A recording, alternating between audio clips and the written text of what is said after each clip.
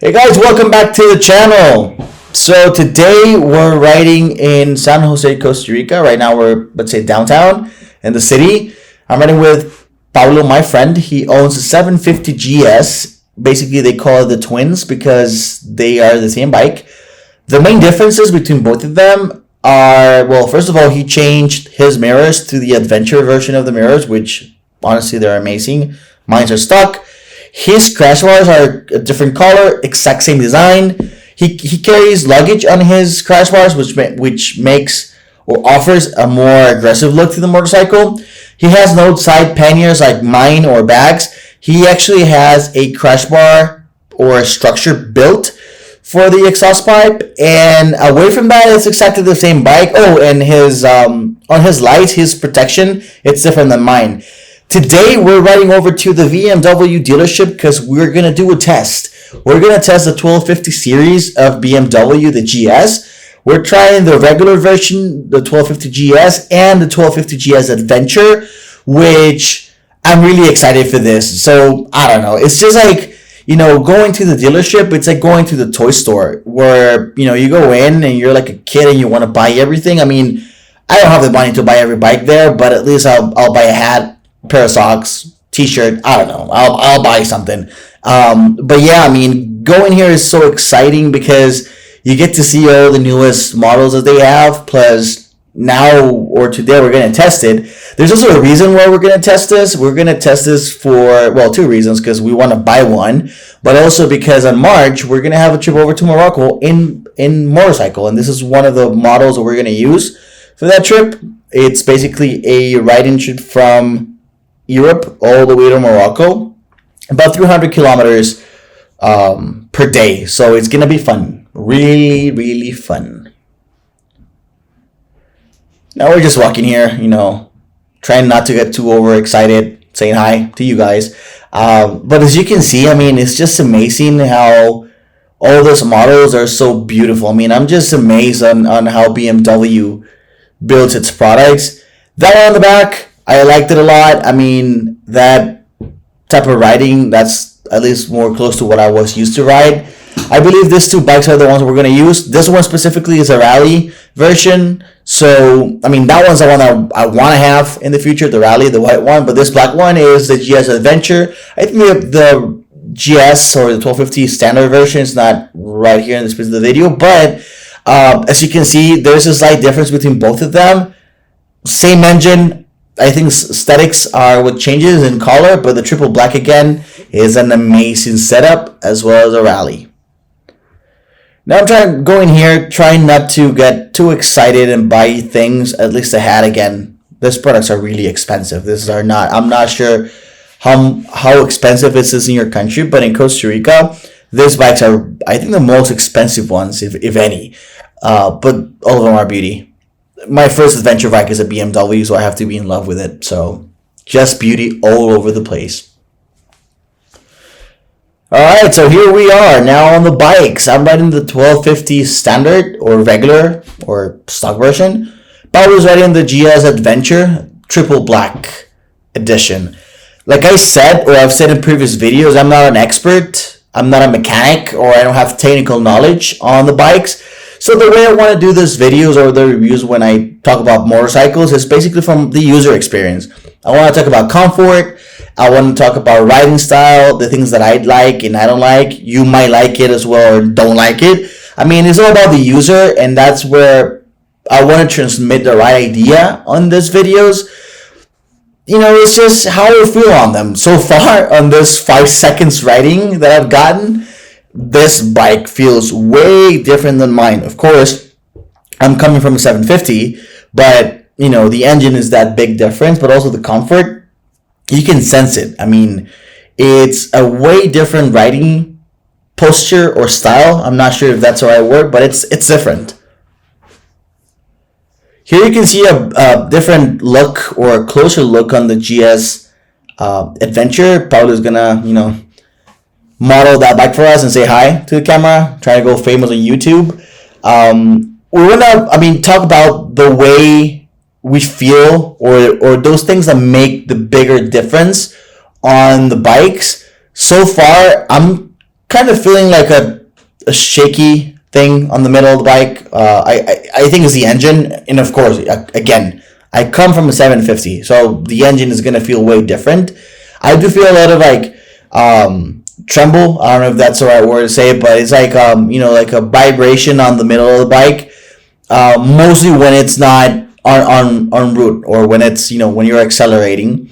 One of the things that they told us on the dealership is that these bikes, both of them, have dynamic acceleration. So that's part of the dynamic mode that these bikes come with. And also they have cruise control. And I'm going to try it in a few, but I'm also amazed because I've never seen a cruise control on a motorcycle, at least on the ones that I've, purchased or had in the past. So this is a nice feature for me.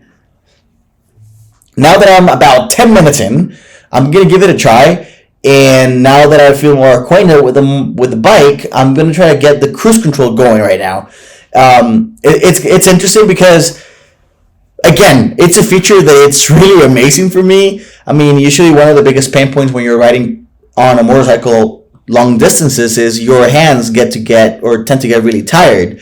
So as you can see on my left hand, there are two buttons just above the emergency light. So one of them is the one that controls the setup for the cruise control, and the other one, the one that will give you the speed, or regulate the speed for you to go up and down and manage that piece. So I'm trying to get that going right now. I wasn't able to get it until in a few that I was able to get that going. So it's just a matter of pushing to the right, the button all the way.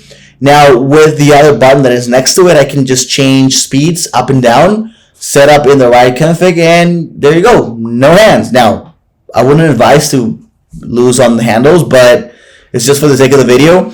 But again, this is an amazing feature that I'm just crazy about because in Costa Rica, you drive long distances. Or let's not say long distances, but let's say if you want to go on a ride, maybe 200 kilometers. And again, I'm sorry about, changing miles to kilometers, but that's how we go for it. But you do 200, 300 of those a day, you'll get tired. And having cruise control offers you the ability to do many things. In my case, I always forget to even plug in my helmet properly. So I will sometimes fight on the road to put it in properly, and cruise control always will give you a little bit of room for you to lose the handle, do whatever you have to do, and go back to riding, and also rest, at least ride with one hand, if any. The other thing is that these bikes, they have 4 modes, right? So one of them being road, basically regular driving. The other one being rain. One of them, or that rain mode, it's being used for more traction on the wheels. Then you have dynamic, which I already mentioned, gives you better acceleration, in more spontaneous, more dynamic, like the word says. And then you have the enduro mode, basically used for off-roading and driving on complex roads. Now, both bikes, they have suspension adjustment doing that happens electronically, if any. So what you can do is you can adjust the bike to different settings. On this one that I'm riding right now, I'm riding on the minimum suspension setting, plus on the minimum setting for the seat. I'm about 5'9", 5'10", I think. I'm not a tall guy, so riding this bike is almost close to the 750. I think it's a little bit taller, but riding on the minimum setup gives me that security of the height not being too high for me, and gives me, I'm gonna say, balance on the road. Just, I think it's a mindset, because these bikes, they are really good balance, but I think it's just a piece of mindset. But yeah, both of them have that ability to adjust it electronically and also on the seat, which is good. The other thing is, right now what I'm seeing is that this bike has the ability for you to adjust the windshield, which is also good. The 750 has a really small windshield, so when you're driving at top speeds or higher speeds, wind tends to be an issue, and a big issue, at least from my perspective. One thing I forgot is this motorcycle also offers nice features, right? Well, I'm about to fall down, so I'm just trying to figure this thing out. But this is the button where you can adjust suspension up and down. It has 3 levels: medium, minimum, and tall. I think that's the wording. So again, if you're a taller rider, you can adjust to make it more comfortable for you to drive on it. It's not a heavy bike. I think it's maybe 20 or 30 pounds heavier than the 750. Another thing that I realized is that this motorcycle has settings on the handles that you can use to increase or to warm your hands. I'm not going to use it, but you can press that button right there, and you can actually adjust if you want one handle or in both of them the warmers to be activated, which I think is nice if you're a winter driver or in the US or Europe where it snows. So now I'm about 30 minutes into driving. I think 45 minutes now. Dynamic mode is just amazing. I mean, how you can accelerate on starting your ride or speeding. Well, I'm not gonna say speeding because that's seems like a speed, but just riding regularly, it gives you a lot of power on your handle when you accelerate, and you can feel the speed and the power of these bikes with that dynamic mode, which is not something that I will say it's mandatory to have on any bike, but if you have it, you gotta use it because it's amazing. Now we're trying the bikes of the bikes in the enduro mode. It's not a big off-roading challenge. I mean, it's basically simple, but one of the cool things is that the enduro mode on these bikes will automatically deactivate your traction control, which for this type of roads is really important so that you don't fall down in case your back tire slips on something. So it's really cool. It lets you know that it's being deactivated. On the 750, you have to do that manually, and it lets you know as well, but it's not a big message. It's basically just a small light telling you. Here, the FTC screen will tell you when it comes back and when it went away. So it's a really cool feature for both bikes on the off-roading piece. Now we're trying to go into a pond or cross a river. Let's call it a pond because it's not a river right now. But as you can see, the road is kind of muddy. I mean, if I was riding my 750, I will go in because it's my bike, but this one's not. So I'm not sure. There's a big hole back there or 2 of them. Getting closer, I see the rocks kind of being muddy and slippery. And to be honest, I don't want to fall down. I don't want to, have to go back to the dealership and pay $38,000 that I don't have on this bike. So I guess, even though I think I can cross right here, I guess I'll go back and figure something out. So now I'm riding the 1250 GS Adventure. I can say from this initial 5 minutes riding that I changed the bike with Paulo is a way different motorcycle. Bigger tank. I believe this tank is about 30 liters. Again, sorry for the metric system change. While the other one is 2025. There's more things in this motorcycle. There's like static things, which the windshield is different. Also, again, the tank is a different shape. The color, triple black, for me is an amazing piece of art. Makes it more, I think, to look more rough. But yeah, I mean, there's not a big difference on the engine. Same for driving modes. It has, for now, what I think it's something I don't like on this bike is the height. I'm riding on the lower suspension config and the lower seat configuration, and it's just too high. Like, to be, I don't know, to explain how different it is, on the other one, I was using, I will say, half of my feet to put my feet on the ground. Right now, I'm basically using the point of the boot. I'm not really sure how to explain this, but I'm not even putting my entire feet on the ground. And that's something I don't like, to be honest, because it makes me fearful that something can happen, that I'm not able to react on either on the road or going off-roading. I wouldn't do off-roading on this motorcycle, as you can, sense because of the height. It's just too high. And I don't want to drop it 30, this one is like a 48 or 43K machine, and I don't want to drop it because it's not, it's not fun to drop a bike like this. So a beautiful machine, and then the bill to fix it, it's just crazy. Trust me, I've fallen down on the 750 and I had to repair it a couple times, and it's not fun. Now, one of the cool things that this bike has is you can actually use your brakes with one single command. So in this case, on my right hand, you can see the accelerator, but you can also see the brake or the front brake on a regular bike. On this one, it has a computer that will let the bike know that when you press that one on the road, you're going to have a sequenced braking system activating on both brakes back and forth. So basically, your foot pedal or the foot brake, it's useless on this matters. Now, on the dealership, they did told us that if you're off-roading, of course, if you're standing up on your bike, you're going to need the foot brake, so you want to use it. But when you're riding on the road, it's not necessarily something you want to use, or you don't need to use it, basically.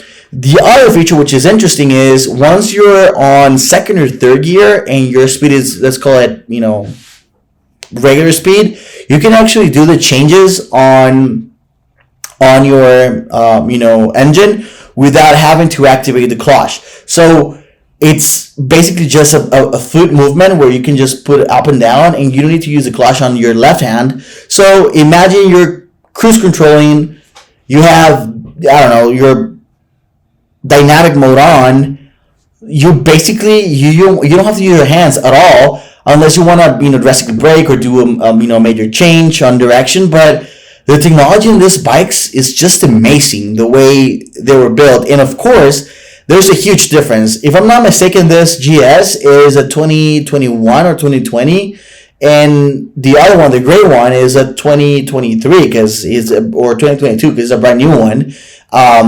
If I compare those to my 2022 750, there's a lot of difference in technology and comfort, or the way the bikes react in different instances. As an example, I think this bike offers more stability in comparison to the other one, to the 1250, the regular one.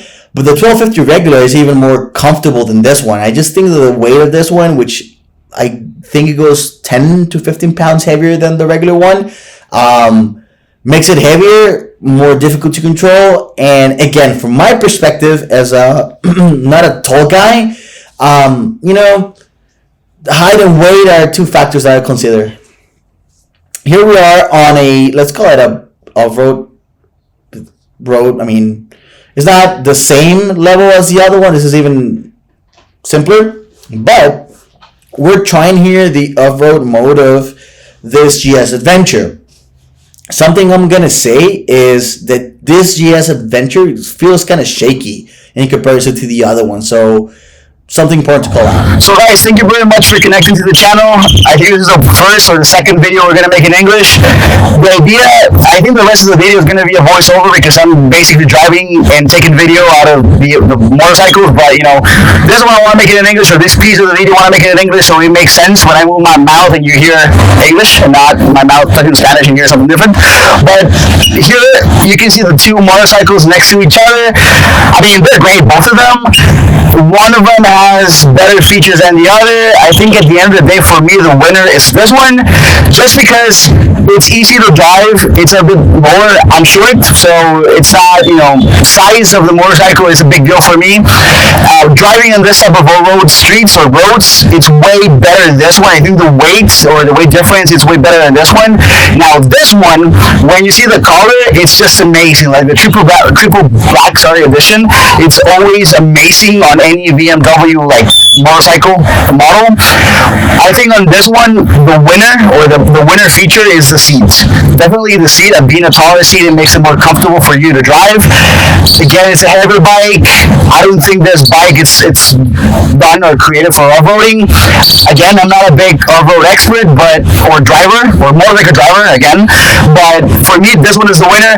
Now the big question is, which one of those two should I buy? I mean, I think I'm going to rename the channel to I'll buy it or I'll test if you don't have to test it. But from my perspective, it all depends. If you want to do off-roading, I'll go for a 750, 850 BMW, or even the 310, if any. If I want to have more like touring or adventure on road, I think either one of them are better. Again, for me, this one is the winner just because of my size, the way I drive. So, thanks again for connecting. I think both of them, I'll leave you a little bit of the motorcycle so you can see them, but I think both of them are great. Both of them are amazing. So thank you for connecting to the channel, and we'll see you again on the road.